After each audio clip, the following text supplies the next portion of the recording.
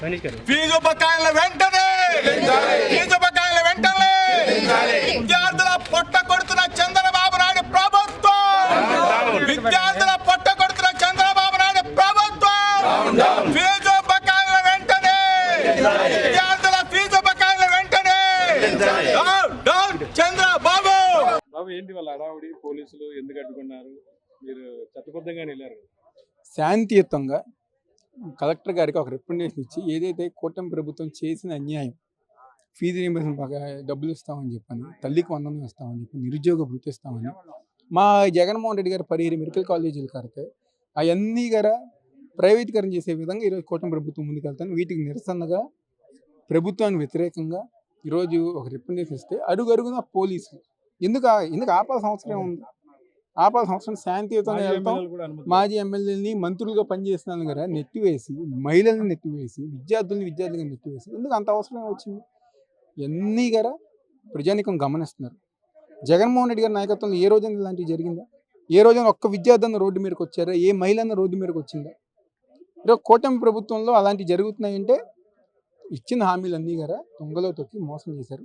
తప్పకుండా రాబోయే రోజుల్లో జగన్మోహన్ రెడ్డి గారి ఒక నాయకత్వంలో మరిన్ని కార్యక్రమాలు చేసుకుంటూ ముందుకెళ్తున్నారు.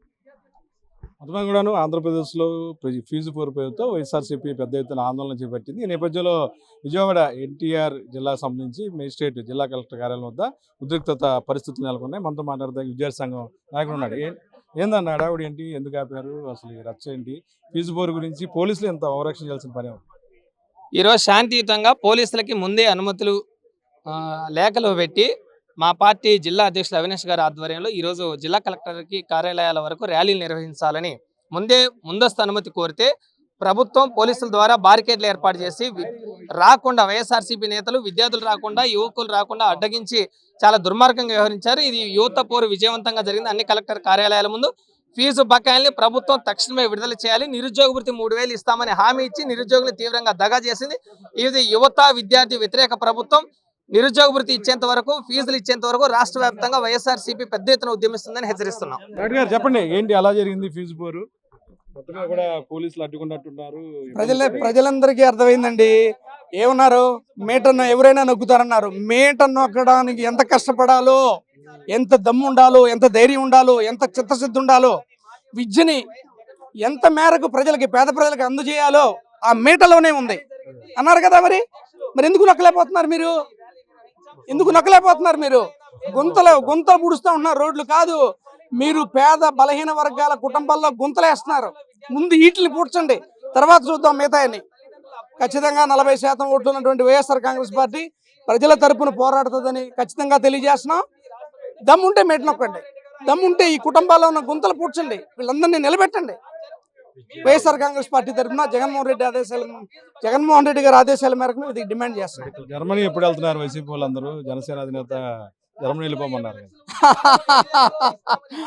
ఆ రకంగా అయితే ఆయన అసలు ఉండడు. పర్సంటేజ్ ఆఫ్ ఓట్లు ఎంత? ఆయన అది మర్చిపోయాడు. 40% ఓట్లు కావాలంటే జర్మనీ వెళ్ళన్నాడు. అలాగే మీకెంత పర్సంటేజ్ వచ్చినాయి ఓట్లు? మరి మీరు ఎక్కడికి వెళ్ళాలా? మాట్లాడడం కాదు. జగన్మోహన్ రెడ్డి గారు అంటే ఇప్పుడు మాట్లాడమనండి. మెడికల్ కాలేజ్ గురించి ఏం మాట్లాడారు మీరు? ఎన్ని సీట్లు అమ్మేస్తున్నారు జగన్మోహన్ రెడ్డి, సెల్ఫ్ ఫైనాన్స్ అని అన్నారు. మీరేం చేస్తున్నారు? అసలు కాలేజీల్లో అమ్మేస్తున్నారు. వైద్య విద్య ఇక్కడ ఉండాలా, ప్రజలకు అందుబాటులో ఉండాలా. మన రాష్ట్రంలో ఉన్నటువంటి విద్యార్థులు పొరుగు రాష్ట్రాలకి, విదేశాలకి వెళ్ళకూడదని ఒక సుదుద్దేశంతో ప్రతి పార్లమెంట్ నియోజకవర్గంలో ఒక మెడికల్ కాలేజీ పెట్టి 5 కాలేజీలు సీట్ అలాట్ చేసి మళ్ళీ 5 కాలేజీలు రెడీ చేస్తే మీరు ప్రజల మీద కాదు, జగన్మోహన్ రెడ్డి మీద కక్షతో పేద ప్రజ అంటే ఏంటి? జగన్మోహన్ రెడ్డి గారు ఎవరి పక్షపాతి? పేద ప్రజల పక్షపాతి. అంటే పేద ప్రజల మీద పక్షపాతంతో, వాళ్ళ మీద కసితో ఇప్పుడు కాలేజీలని మీరు బయటికి ప్రైవేట్ పరం చేస్తున్నారే. 3500 కోట్ల రూపాయలు బకాయిలు రెడీగా చేసి ఉంచితే జగన్మోహన్ రెడ్డి గారు ఇవ్వలేని మీరు మీట నొక్కడం, ఎవరైనా దమ్ముంటే నొక్కమంటున్నాం. దమ్ముంటే నొక్కండి. ఇప్పుడు మొత్తమే కూడాను ఫీజు పోరుతో ఎన్టీఆర్ జిల్లాలో వైఎస్ఆర్సీపీ మళ్ళీ తన ప్రపంచాన్ని చాటుకుంది. పెద్ద ఎత్తున ప్రజలు, విద్యార్థులు అందరూ కూడాను ఈ కార్యక్రమం రావడమే కాకుండా మొత్తం మీద కార్యక్రమాన్ని సక్సెస్ చేసినందుకు అటు వైఎస్ఆర్సీపీ యువజన విభాగం కావచ్చు, వాళ్ళందరూ కూడాను ఇటు జిల్లా అధ్యక్షుడు ప్రత్యేకించి అవినాష్ కృతజ్ఞతలు తెలియజేశారు. అయితే పోలీసులు ముందస్తు అనుమతులు ఉన్నా సరే తమ కార్యకర్తల్ని, తమ నాయకుల్ని అడ్డుకోవడం పట్ల కూడా ఆయన ఆవేదన వ్యక్తం చేస్తున్నారు. మరోపక్కన మాజీ ఎమ్మెల్యే స్వామిదాస్ కూడా ఉన్నారు. ఆయన్ని కూడా మాజీ ఎమ్మెల్యే అనే ప్రోటోకాల్ని కూడా విస్మరించి పోలీసులు తోశారు. సార్ చెప్పండి, ఏంటి ఎందుకు ఇంత రచ్చ చేయాల్సి వచ్చిన పోలీసులు? వీళ్ళ యొక్క లొసుగులన్నీ బయటపడుతున్నాయండి. ఇప్పుడు పోరాటం చేస్తా ఉన్నాం మేము.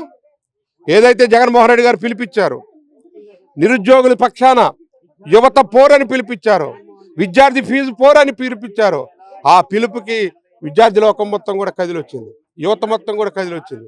అడుగడుగునా నిర్బంధాలు, అడుగడుగునా మీరు బార్కేళ్లు పెడతా ఉన్నారు. అంటే ప్రోటోకాల్ ఉన్న మీకే ఈ పరిస్థితి ఎలా? ప్రోటోకాల్ కూడా ఎవరు పట్టించుకుంటున్నారండి? ఎవరు నిరసన తెలియజేసే హక్కు ప్రతి ఒక్క పౌరుడికి ఉంది భారత రాజ్యాంగం ప్రకారం. ఏదైతే వాళ్ళకి జరుగుతున్న అన్యాయాలను ఎలుగెత్తి చెప్పి అధికారుల దృష్టికి తీసుకొచ్చేటటువంటి అవకాశం ప్రతి ఒక్కరికి కూడా ఉంది ప్రజాస్వామ్య దేశంలో. కానీ మీరు నిర్బంధాలు, మరి ఈరోజు తిరువురు నుంచి వస్తున్నటువంటి వారిని మైలవరంలో ఆపేసేయటం, అదేవిధంగా విద్యార్థుల్ని ఎక్కడ పడితే అక్కడ మీరు వెహికల్స్ని ఆఫ్ చేసి ఈ యొక్క నిరసన తెలియజేయకోకుండా చేయాలని కుటిల పన్నాగం చేస్తా ఉన్నాం. అంతా బ్రేక్ చేస్తున్నాం, బ్రేక్ చేసి వచ్చాం.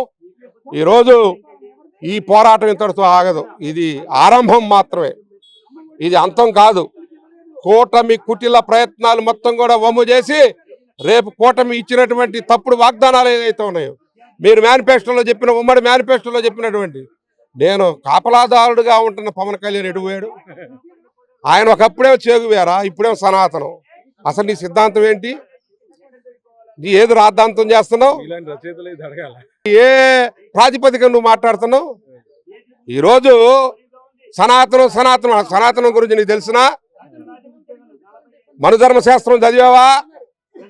ఈ భారతదేశంలో ఎవరైతే మాలాంటి అట్టడుగు వర్గాలు, దళితులు, గిరిజనులు ఏ విధంగా అవమానాలు పొందారో మీకు తెలుసా? సామాజిక న్యాయం ఎక్కడుంది? సనాతనంలో ఉందా? నేను అడుగుతా ఉన్నా. ఇంతకు ముందేమో చేగువేరా సిద్ధాంతం చదివావా? చేగువేరా దేనికోసం? బానిస సంఖ్యల విముక్తి కోసం పోరాటాలు చేశాడు ఆయన.